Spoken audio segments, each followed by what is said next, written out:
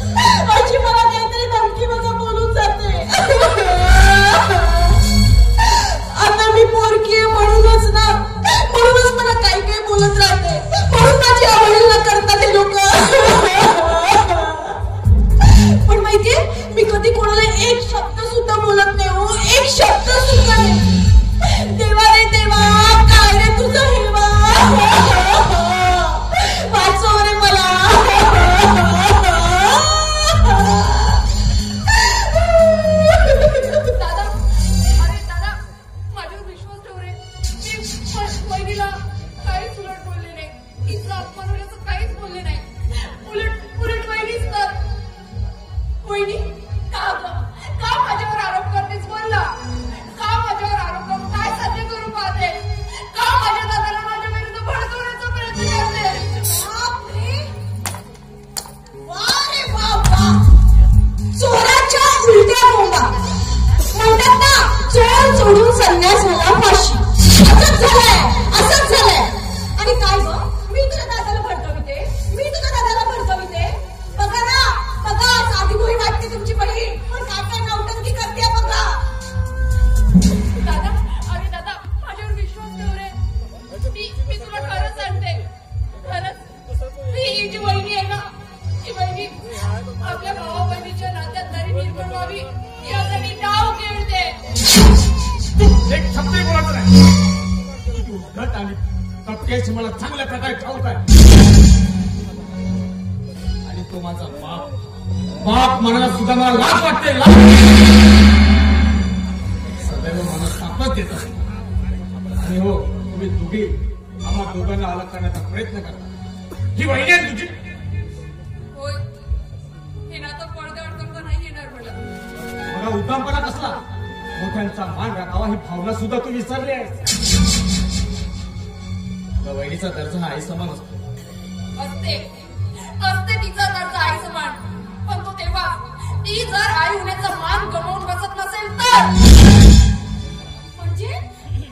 म्हणजे तुला काय म्हणायचंय? आई होण्याची माझी लायकी नाही असं म्हणायचंय का तुला?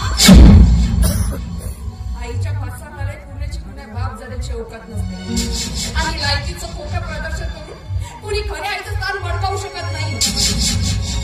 प्रेम, माया, ममता, वात्सल्य आणि त्याग या संमिश्र भावनेतून आईचे प्रतीक निर्माण झाले. आणि या गुणांपासून तर तुम्ही कोणतं दूर आहात रे. तुम्हाला आईसारख्या पवित्र नात्याला बदनाम करण्याचा काय अधिकार? आई ही कुण्या बाजारात विक्री मांडणाऱ्या कचऱ्याची गाय नसते. ती दुधावरची साय असते. फोडणाऱ्या वासराची माय असते. आणि तू मिस्टर माय ब्रदर, तुझी तर मला किंमत येते रे. मोठ्या स्वाभिमानाचा डंका पिटून तुझे मला तत्वज्ञान सांगतोस का? त्याला आता कोवळीचीही किंमत उरली नाही. कारण तुझी बायको जशी म्हणेल तशी तिच्या तालावर नाचणारे भडतरी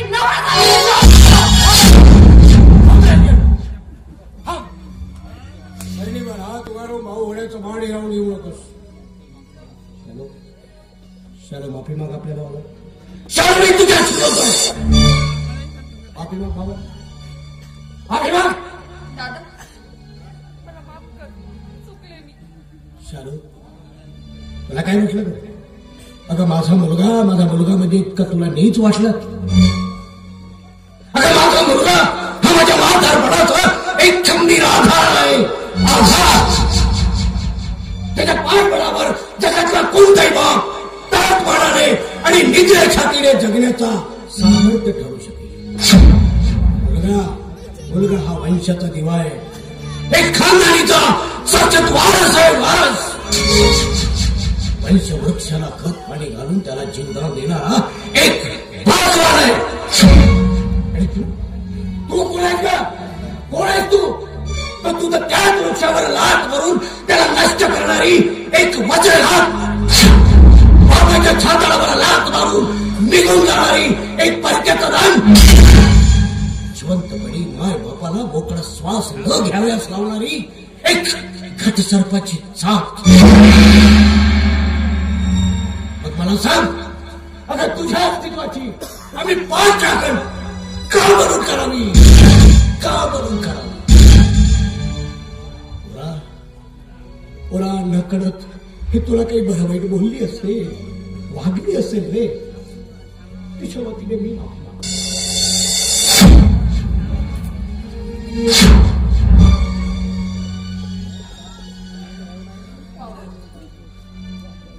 बाबा, तुमच्या बोलण्याचा अर्थ कळलाय मला. मुलगी म्हणजे बापाच्या पाठीवरचं निरर्थक ओझं. ती 18-20 दारिद्र्याची कीड, खासदारीला काळीमा फासणारी कैदासी.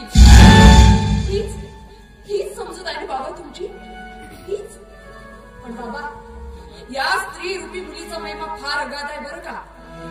स्वराज्याची पताका बांधावयास लावणारी शिवबाची आई जिजाबाई, इंग्रजांना चढो की पडो करून सोडणारी झाशीची राणी लक्ष्मीबाई, शिक्षणाची मशाल हाती घेतलेली क्रांती ज्योती सावित्रीबाई फुले आणि दलितांचे अश्रू पुसणारी माता रमाई, या सर्व स्त्रिया पुरुषाच्या अहंकारालाही लाजवून इतिहासात आपला कायमचा एक ठसा उमटवलाय. हा इतिहास सुद्धा विसरलात बाबा तुम्ही. बाबा हो इतकंच नाही तर आज प्रत्येक क्षेत्रात मुलगी ही मुलापेक्षा सरस आहे. तरी तुम्ही मुलीला कमजोर समजता का बाबा? बोला ना का? बाबा मला कुठल्याही वैभवाचं सुख नकोय हो. मला फक्त मायेची होत देणारे पिता हवाय. मला फक्त माझे बाबा हवे. बाबा मला फक्त माझे बाबा हवे.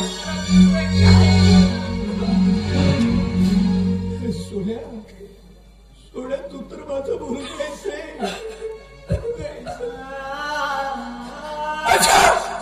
माझ्या खालचं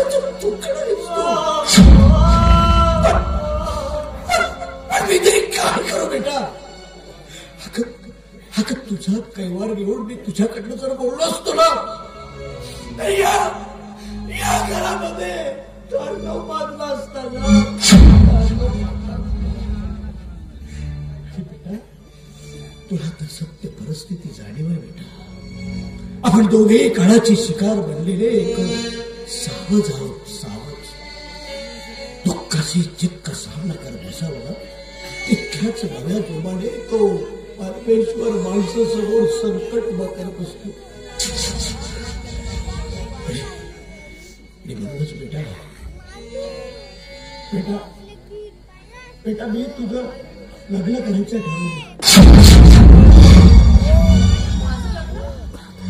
ओ बाबा मी तुम्हाला इतकी ओझ वाटते का की एवढ्या तातडीने तुम्ही माझं लग्न करायचं ठरवलं? बेटा जनावरांची सीन आहेत ना, जनावराला कधी जड होत नसतं. पण काय आहे संस्कृतीच्या नियमानुसार प्रत्येकाच्या वाट्याला प्रपंच असतोच. पण त्याचा परित्याग करून जीवन प्रवाहित ठेवणं म्हणजे बदनामी सारख्या क्रूर शक्तीला तोंड दिल्यासारखा आहे बेटा. तुमच्या सेवेसाठी तो वज्रघात सुद्धा शिवायला तयार आहे. मला सांगा बाबा मी सासरी गेल्यानंतर या घरात तुमची काळजी घ्यायला कोण असणार तुमच्यासोबत? बोला ना. याची चिंता करू नकोस तू. स्वतःची काळजी घ्यायला मी समर्थ आहे. बस तू माझ्या विनंतीला मान द्यावंस हीच एक अपेक्षा आहे या गरीब बापाची. बाबा का मला तुम्ही लाजवतात? वडिलांचे हाते फुलासमोर जोडण्यासाठी नसतात तर ते त्यांना आशीर्वाद देण्यासाठी असतात बाबा. तुम्ही असा विचार नका करू बाबा. पण बाबा तुम्हाला असं वाटतं ना की मी लग्न करावं म्हणून, तर मग माझी पण एक अट आहे. कोणती अट आहे बेटा तुझी? माझी पाठवणी करता तुमच्या डोळ्यातून अश्रूचा एक थेंब सुद्धा गळायला.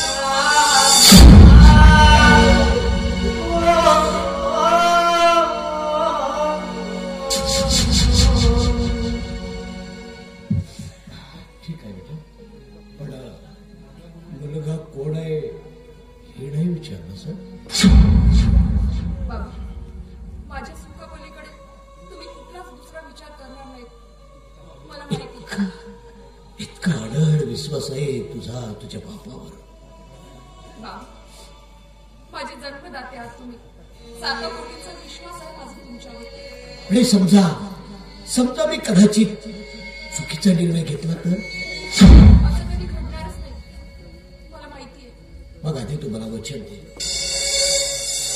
घ्या दिलं तुम्हाला वचन. शाडू बेटा तुला रावसाहेब देशमुखाच्या मुलासोबत लग्न करावं लागेल.